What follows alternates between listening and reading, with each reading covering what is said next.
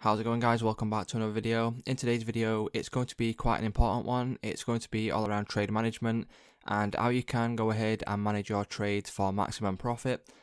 So first of all, I've gone ahead and I've done a couple of diagrams. So on the left hand side here, we have pro trend moves, and on the right hand side, we have counter trend.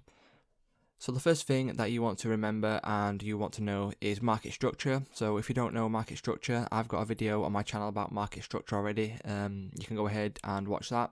So the first thing that you need to remember is that we are trading market structure. So obviously this would be a bullish example right here. So in bullish market structure, what you are getting higher highs, higher lows, higher highs, higher lows, higher highs. So the overall expectation is for a new higher low before a new higher high, and this high to be taken out, for example.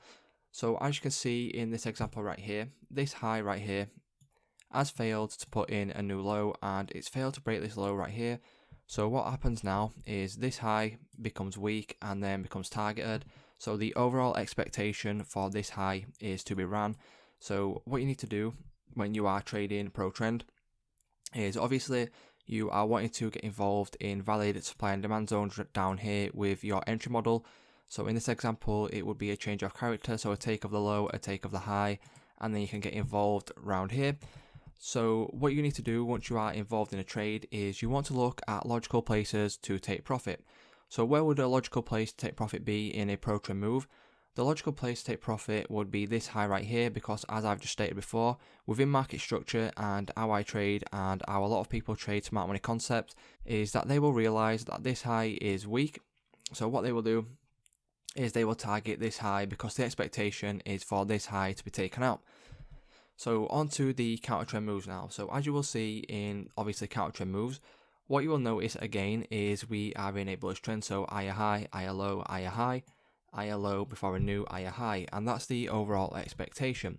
So where would you want to target in a counter trend move?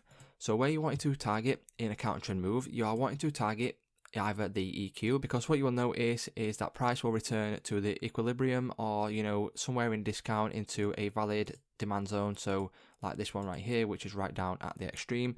It doesn't always have to come back down all the way to the extreme and then continue. It can obviously continue from decisional levels somewhere around here. There might be a level just in discount right here. So you just need to keep in mind obviously the high probable zones that you want to be trading from. So the overall expectation is you would obviously be taking a trade from this example right here. So a take of the high, a take of the low, and this is obviously what we call a change of character, and this is the first sign of obviously the reversal. So once you have this sign right here, so the change of character, once you have the change of character presented, you will then notice that the likelihood is that we're going to now see a pullback.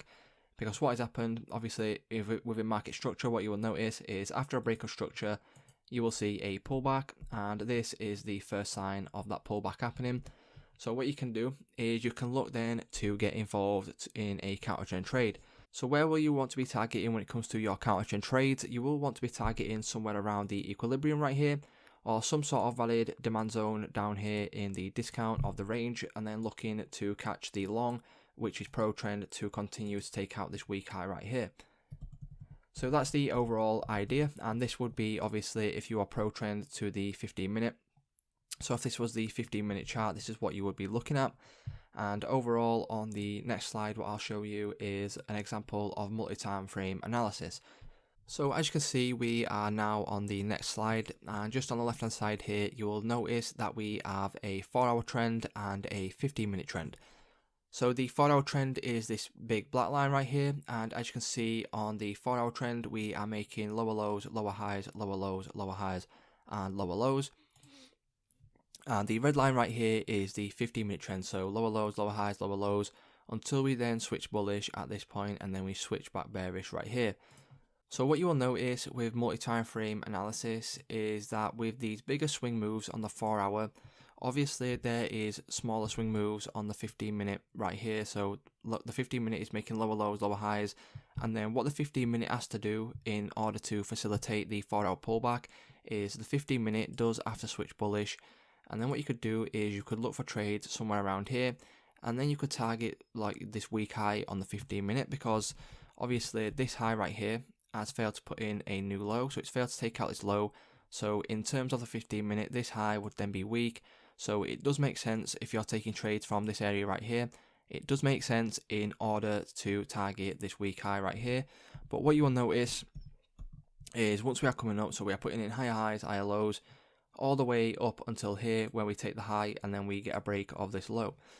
So once we get a break of this low, as you can see, we've had a 15-minute change of character, and that's the first sign of a trend change. So as you can see, this will be the first sign, obviously, that the 4-hour pullback is over and that the 15-minute is now available to target these weak lows down here.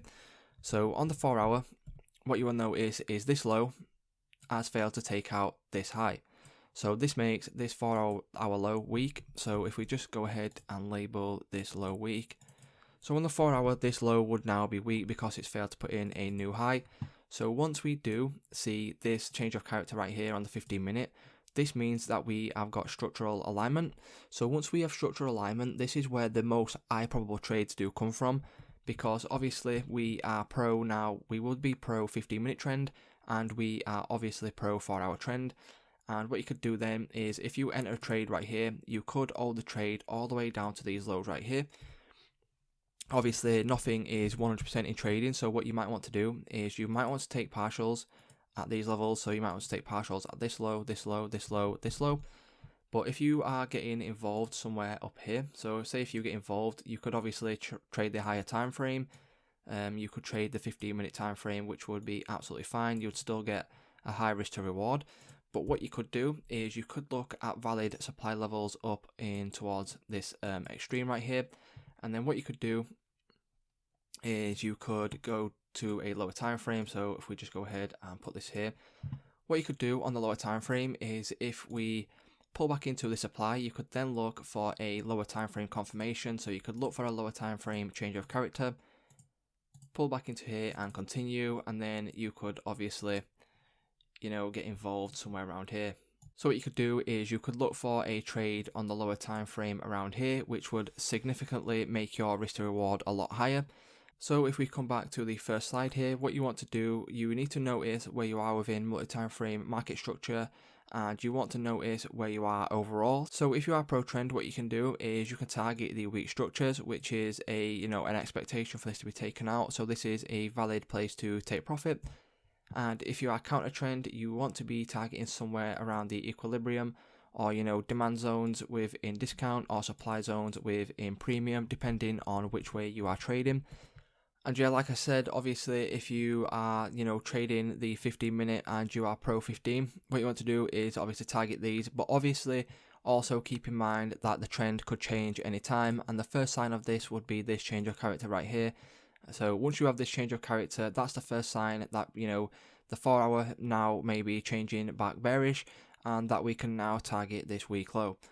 So hopefully this helps you out, guys, and hopefully it provided value. If this video did help you out, please leave a like on today's video. If you have any suggestions or any questions, feel free to drop them in the comment section down below.